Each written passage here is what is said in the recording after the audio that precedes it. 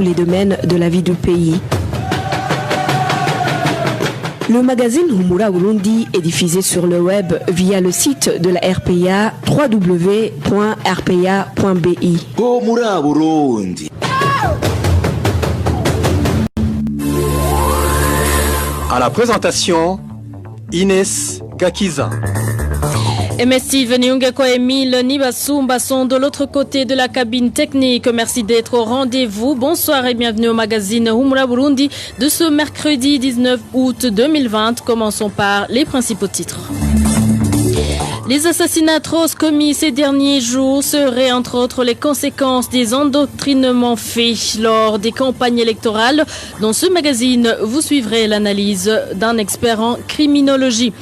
Les réclamations des territoires burundais annexés à la Tanzanie durant la période coloniale devraient être une priorité du pouvoir burundais. L'ancien vice-président Mvugi Nyumvira qualifie cette mission de la part du Sénat burundais de preuve des intérêts sectaires à l'origine des démarches en cours. Et enfin, début ce mardi de l'enregistrement des Burundais réfugiés au camp de Mahama au Rwanda qui veulent rentrer. C'est après qu'un groupe de Burundais de ce camp ait saisi Gitega lui demandant de les aider à rentrer. Tout de suite, le développement de ces titres. Encore une fois, bonsoir et bienvenue.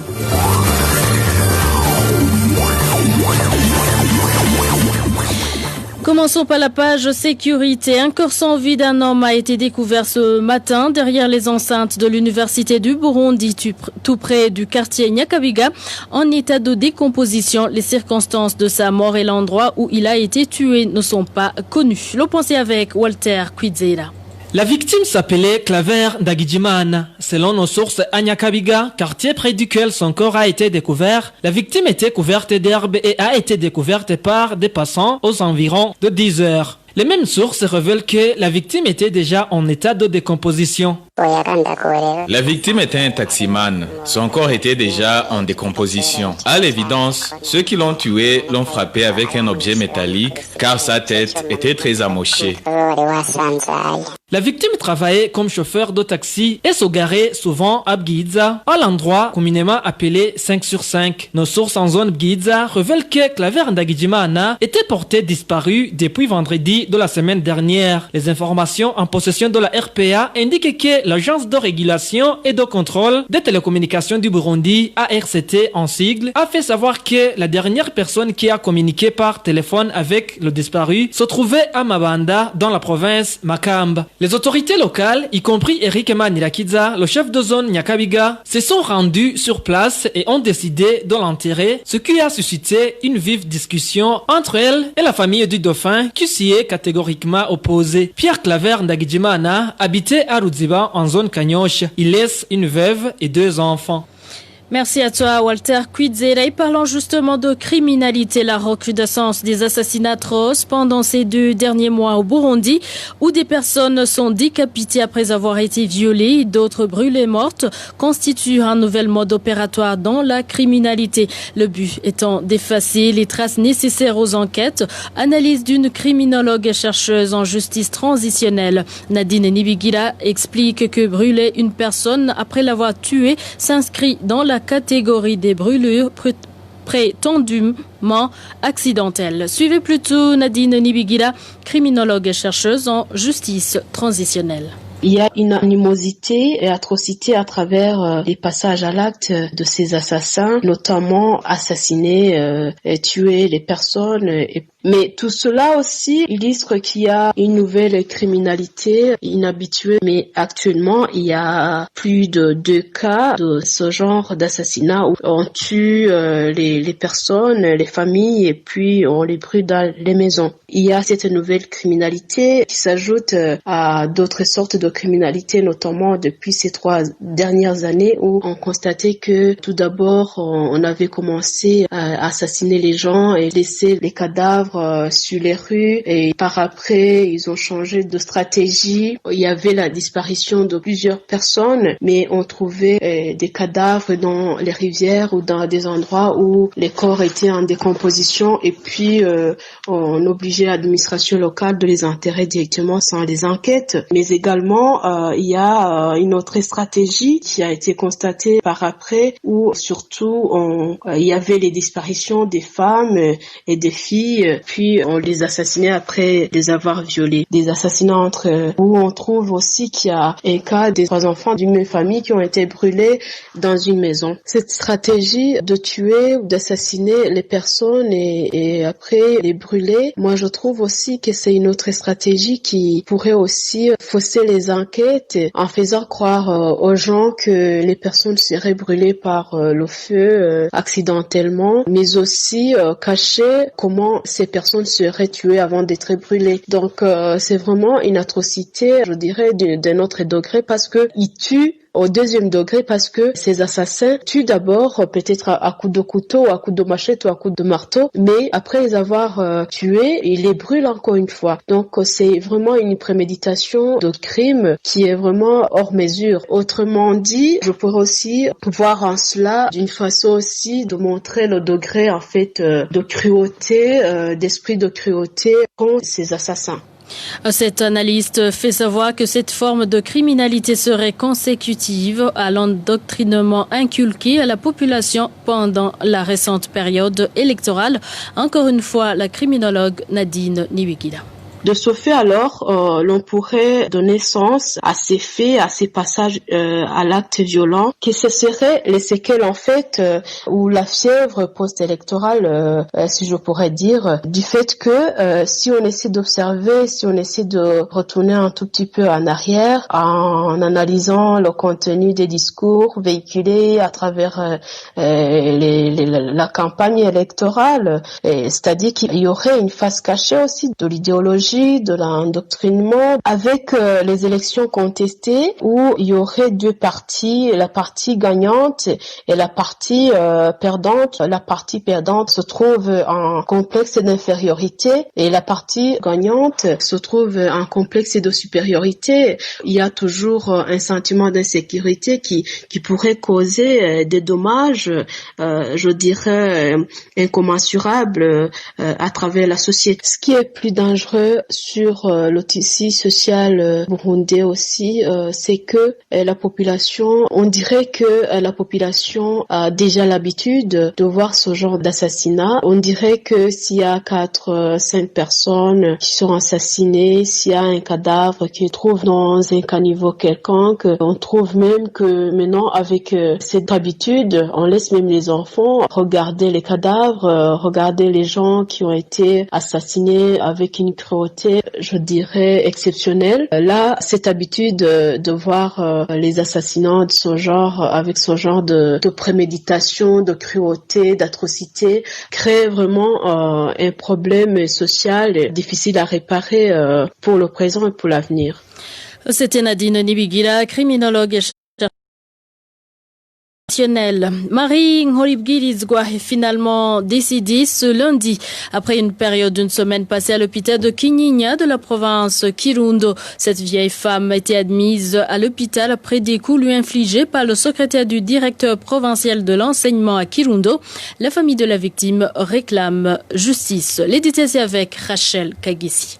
La personne à l'origine de décès, son nom est Pasteur Ngurikie. Il travaille comme secrétaire du directeur provincial de l'enseignement à Kirundo. Selon nos sources, après le décès de la vieille dame, le responsable de sa mort a été directement emprisonné. Les mêmes sources révèlent que, ce mercredi, la famille de la victime a comparu au tribunal de grande instance de Kirundo, mais n'a pas été attendue. Les juges ont indiqué qu'ils sont empêchés pour des raisons de service. Cette famille a été invitée à revenir vendredi. Dans l'entretemps, la famille de la victime demande à la justice de sévir et de ne pas laisser ce crime impuni, surtout que cette autorité n'en est pas à son premier forfait, même s'il n'a jamais été inquiété par la justice.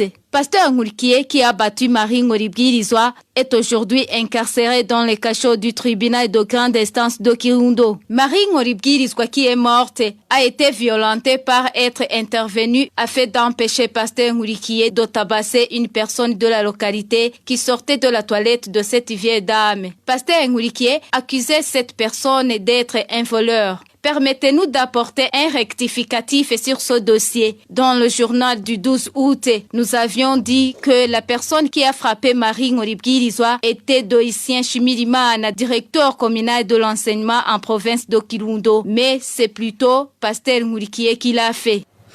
Et détention depuis 9 mois plus tôt et 28 jours des 4 journalistes du groupe de presse Iwachu à la prison de Bubanza. Le tribunal de grande instance de Bubanza et la cour d'appel de Nahangwa les ont condamnés à un emprisonnement de 2 ans et demi ainsi qu'au paiement d'une amende d'1 million chacun. Christine Kamikazi, Agnès Ndirubusa, Terence Mozenzi et Egide Harerimana ont été arrêtés dans la commune Musigati de la province Bubanza, qui s'y rendait pour enquêter sur les combats qui opposaient ce jour-là les forces régulières et les rebelles. Ces journalistes ont été condamnés pour tentative impossible de complicité à l'atteinte de la sécurité intérieure de l'État. Les associations des défenseurs des droits humains et des professionnels des médias nationaux et internationaux ne cessent de plaider pour la libération de ces journalistes qui, selon elles, ne sont victimes que de leur métier.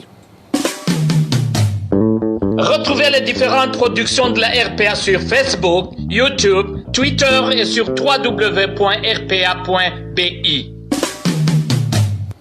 Et parlons politique à présent, c'est incompréhensible que dans sa démarche de réclamation des réparations des torts causés par les colonisateurs, le Sénat burundais ignore la question du territoire burundais donné à la République tanzanienne.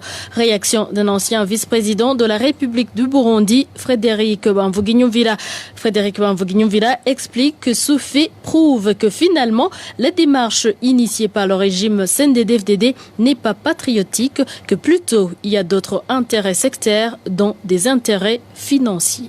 La question qui se pose, c'est qu'aujourd'hui, on voit un pouvoir qui essaie de toucher sur tous les dossiers, mais visiblement, c'est étonnant qu'il puisse discuter uniquement des indemnisations sans penser à la récupération de ces territoires de Bogofi et de Buha qui sont aujourd'hui en Tanzanie, et devrait aussi informer le Burundi sur comment ces concessions au niveau du port de Kigoma et au niveau du port de Dar es Salaam sont en train d'être exploitées. Le Burundi a besoin de savoir. Alors aujourd'hui, effectivement, l'indemnisation est de loin inférieure par rapport à ces réclamations parce que l'autorité, la première préoccupation, c'est de chercher à récupérer les territoires perdus comme le Rwanda les a récupérés, et le Burundi devrait aussi les récupérer aujourd'hui. Donc, c'est une grande préoccupation et on ne peut pas comprendre pourquoi. Peut-être la raison, c'est que le pouvoir de Bujumbura, sa préoccupation, c'est l'argent et ce n'est pas le territoire. Donc, autrement dit, on peut savoir, est-ce que les préoccupations du pouvoir de Bujumbura sont d'ordre étatique ou sont d'ordre d'intérêt d'individus ou d'intérêt des dirigeants? La conclusion est très simple. Les dirigeants sont uniquement intéressés par l'argent parce qu'avec l'argent, ils peuvent l'utiliser comme ils le veulent. Mais avec le territoire, ça devient un intérêt général, un intérêt du pays. Ça devient juste l'agrandissement du territoire. Ça devrait être ça plutôt la préoccupation des dirigeants actuels, et la fierté devrait être qu'ils parviennent justement à agrandir les frontières du Burundi. Parce qu'on ne peut pas accepter que l'étranger puisse décider nos frontières, et alors que les Burundais n'ont rien dit. Et il faut qu'aujourd'hui, les Burundais puissent en dire quelque chose. Il faut qu'ils aient l'occasion de décider définitivement, parce que le cadre de décision n'était pas adéquat. Maintenant, il faut qu'il y ait une cadre de décision adéquate. Et gouvernance sans transition, le chef de zone Mouyira, accusé par les habitants de cette localité, exiger des pots de vin avant de tamponner leur cahier de ménage, ce qui fait qu'ils se font toujours arrêter par la police lors des fouilles perquisitions. Cette population demande que cette injustice prenne fin. Vicky Chris, Nineret. Le montant exigé par cet administratif est pour apposer sa signature et les sceaux de la zone dans les cahiers de ménage est de 10 000 francs bout. Mais indiquent les habitants de la colline Kavumu, zone Mouyira, certains d'entre eux se retrouvent dans l'illégalité, faute de pouvoir se procurer toute cette somme qui n'est pas à la portée de tout le monde. Ils se font chaque fois arrêter par la police lors des fouilles et perquisitions. À titre illustratif, ils donnent l'exemple de 15 personnes de la colline Kavumu arrêtées aujourd'hui par la police. Une partie était constituée des gens qui n'étaient pas enregistrés dans les cahiers de ménage. La deuxième catégorie était constituée des personnes dont les cahiers n'étaient ni cachetés ni signés par le chef de la zone Mouyira en la personne de Gédéon Mitaba Vouma. Tout ce monde alors a été acheminé au cachot de la zone Mouyira. Ce qui a révolté cette population, surtout que le chef de poste de police Mouyira, le major Mekisedek, est aussi impliqué dans cette corruption. Les habitants de la zone Mouyira dénoncent également le fait que des Imbonerakure sont utilisés comme indique pour cibler les ménages à fouiller. Il s'agit entre autres Michel Songoro, François Mohoza, Désiré Bourarame et Gilbert Nahimana révèlent toujours notre source. Et ces habitants de regretter que le fait que malgré qu'ils aient dénoncé cette pratique à maintes reprises, le commissaire provincial de police n'a jamais donné suite à leur doléance. Contacté à ce propos, Gédéon Bitaba Vouma, chef de zone Mouyira, est resté injoignable. Nous avons également contacté Geneviève Nahamvukie, administrateur de la commune Kanyosha, et cette dernière nous a raccroché au nez après une brève présentation. Et certains militaires de la 3e région militaire indiquent qu'ils sont rarement déployés en mission de maintien de la paix en Somalie parce qu'ils ne donnent pas à leur chef des pots de vin. Selon ces militaires, les hautes autorités de l'armée trouvent toujours le moyen d'écarter ceux qui ne donnent pas cet argent. Clovis Nyonzima. Certains militaires de la 3e région militaire affirment que les militaires qui sont sur les positions de la périphérie sont le plus souvent remplacés par ceux qui ont payé un pot de vin. Quand la chance te sourit et que ton tour d'aller en mission en Somalie arrive, alors que tu es sur une position dans la forêt de la Kibira ou sur la frontière et que par chance quelqu'un t'en informe, tu dois d'abord trouver d'autres militaires pour t'accompagner jusqu'à la rébus et ça te prend un jour ou deux. Dans ces conditions, tu peux arriver 3 jours après le départ des autres. Arrivé devant le commandant du camp, il t'informe que tu as traîné et que tu as été remplacé. Une autre astuce utilisée par leurs supérieurs consiste à les charger des fautes qu'ils n'ont pas commises sans toutefois fournir de preuves. Selon son militaire. Si un militaire qui a des proches parmi les hauts gradés dans l'armée veut aller en mission, le commandant en charge de la mission déclare que tu souffres du VIH-Sida ou encore que tu as été détenu suite à l'indiscipline ou encore que tu as un jour déserté sans même présenter de preuves. En fin de compte, on te dit que tu ne mérites pas d'aller en mission et l'on t'annonce qu'on a sélectionné un autre militaire à ta place. Les responsables de la 3e région militaire qui sont accusés de corruption et d'injustice, c'est notamment le commandant de région, les commandants des brigades et les commandants des bataillons. La rédaction de la RPA a contacté encore une fois Floribert Wiyeleke, porte-parole du ministère de la Défense nationale, mais il n'a pas décroché son téléphone portable. Et parlons élevage à présent, la peste porcine qui vient d'être déclarée au Burundi est une maladie à virus très contagieux. Selon le ministère de l'Agriculture et de l'Élevage, chaque bétail infecté finit par mourir, d'où il est demandé à la population en général et aux éleveurs en particulier d'être très vigilants, surtout que dans certains cas, les symptômes tardent à se manifester. Le point c'est avec Emmanuel Daishimi. La peste porcine se manifeste au Burundi depuis le début de ce mois d'août.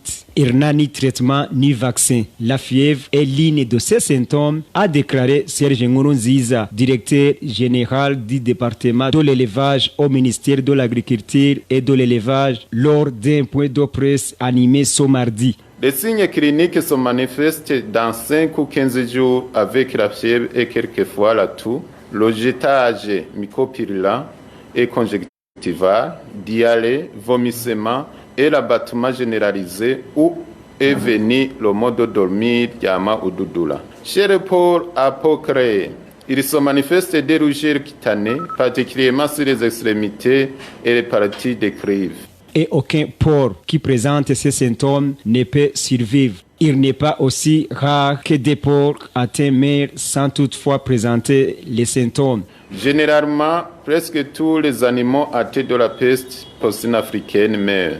L'animal meurt au bout de 3 à 5 jours après l'apparition de ces symptômes et parfois même sans symptômes selon la forme de la maladie. Le ministère de l'Agriculture et de l'Élevage indique que la peste porcine est déjà déclarée dans certaines localités de la commune de Bugarama en province Rumongue, mais elle est aussi présentée en province Muyinga et Rutana, entre autres mesures pour tenter de freiner la propagation de la peste porcine. Le ministère concerné a d'ores et déjà interdit la consommation de la viande de porc dans les communes où la maladie est déjà déclarée.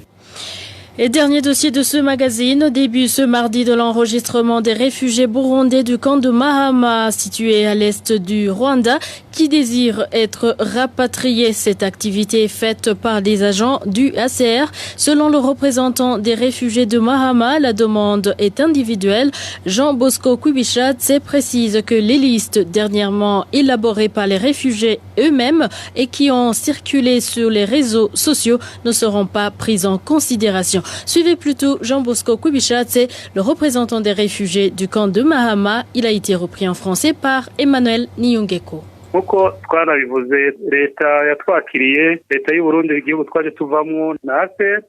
Comme nous l'avons déjà signalé, c'est le gouvernement du Burundi, en commun accord avec le gouvernement rwandais et le HCR, qui ont organisé cette activité. C'est pour que chaque réfugié qui souhaiterait être rapatrié puisse se faire enregistrer en consultation avec sa famille. L'activité a débuté ce mardi. Les agents du HCR sont là pour recevoir quiconque aimerait se faire inscrire.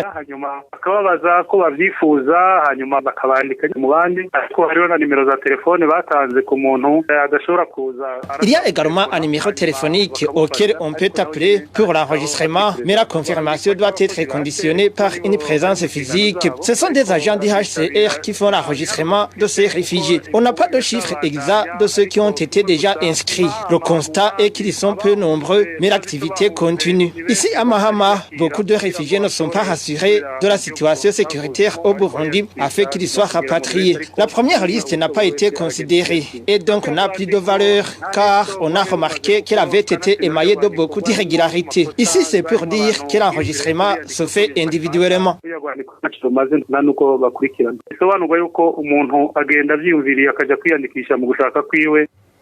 Le premier groupe des réfugiés burundais du camp de Mahama sera rapatrié le 27 de ce mois courant, comme annoncé par le HCR Rwanda.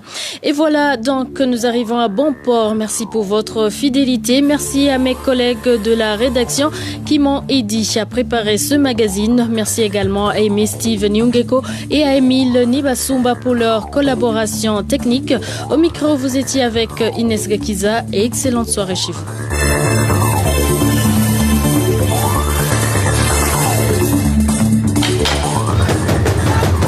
C'était le magazine Humura Burundi.